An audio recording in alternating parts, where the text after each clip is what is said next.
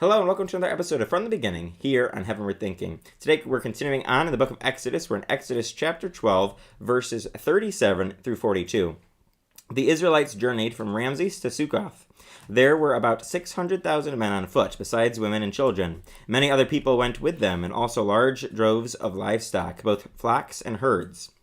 With the dough the Israelites had brought from Egypt, they baked loaves of unleavened bread. The dough was without yeast because they had been driven out of Egypt and did not have time to prepare food for themselves.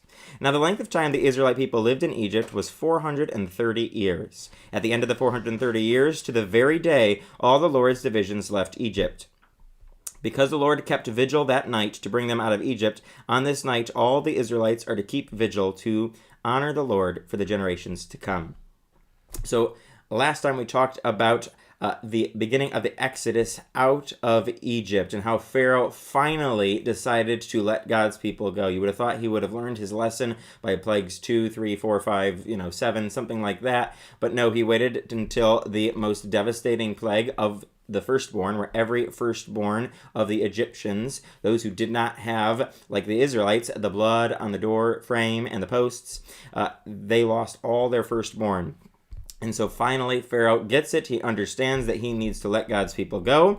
And the Egyptians are made to be favorably disposed, it says, towards the Israelites. And so the Egyptians give them articles of clothing and gold, all this jewelry, all this wealth. And so the Israelites are not just being driven out of Egypt. Instead, they are plundering the Egyptians as they're leaving Egypt.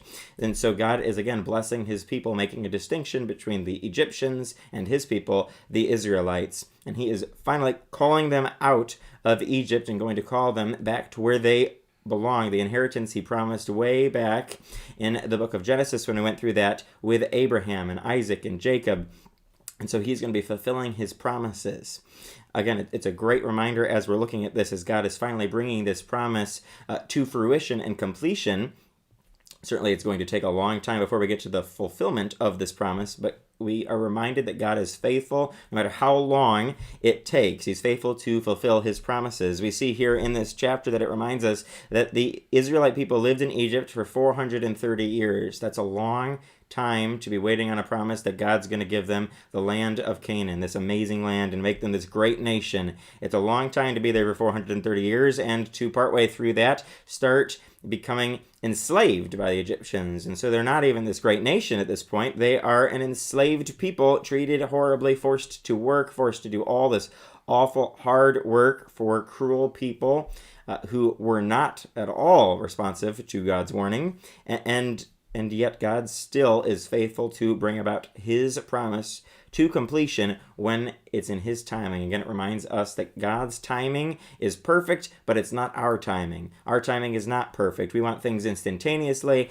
God often makes us wait. Now, he might not make you wait 430 years. You won't be alive until the fulfillment of his promise, but he often makes us wait way longer than you or I would like. Yet we have to be faithful and trust in God.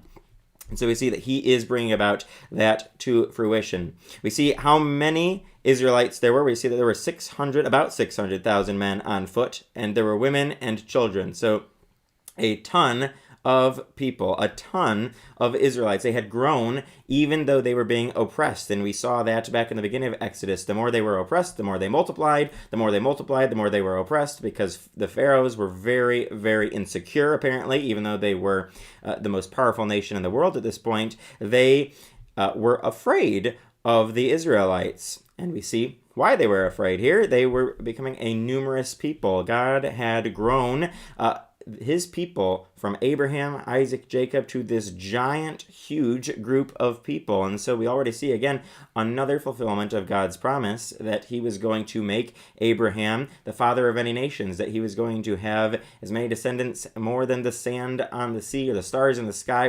We are starting to see that come true here. That is a lot of offspring to have in just that span of time, just several hundred years.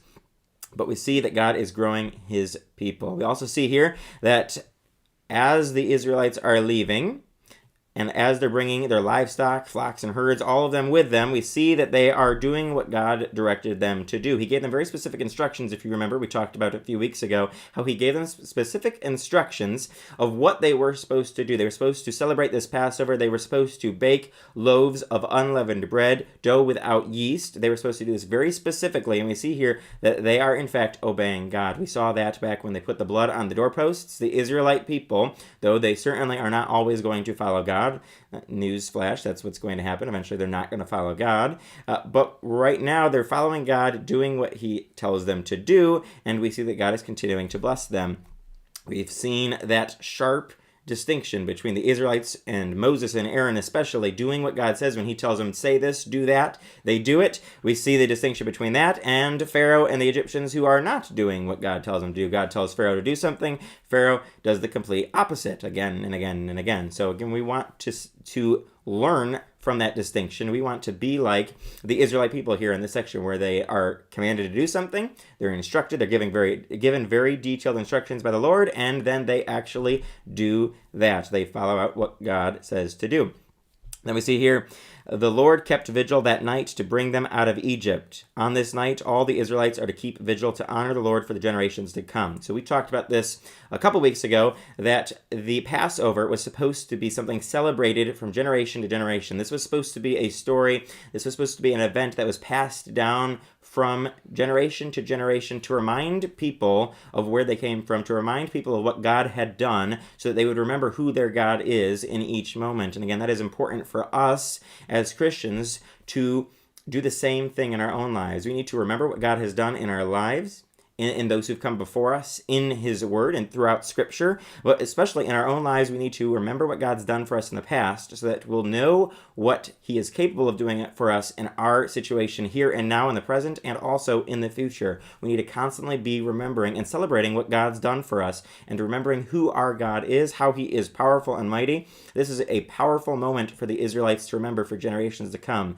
Their God was able to rescue them out of the hands of the most oppressive people and the most powerful people in the world at this time. So this is not just like, remember God did this cool thing for them. No, this is God did this amazing, extraordinary thing that no other God could do. We've seen God go up against the lowercase gods of the Egyptians. We saw that with the plagues and how the Egyptian magicians, they were able to do certain plagues and they were supposed to copycat part of it on their own, but they couldn't do what God could do. And ultimately God was shown to be more powerful than any of the other gods and any other human on earth. So this is a huge thing that God is instructing them to remember what I've done for you.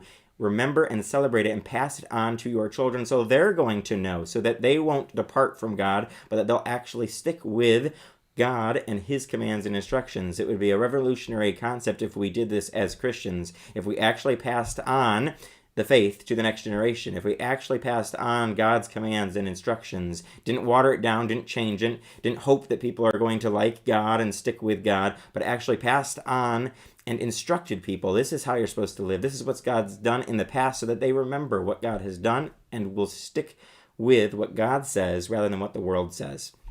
So that's my challenge for you this week, to continue to pass on what you've learned, what you've experienced to the next generation, and continue to reflect on what God's done in your own life and continue to focus on God each day this week. As always, join us next time as we continue on another episode of From the Beginning here on Heavenward Thinking.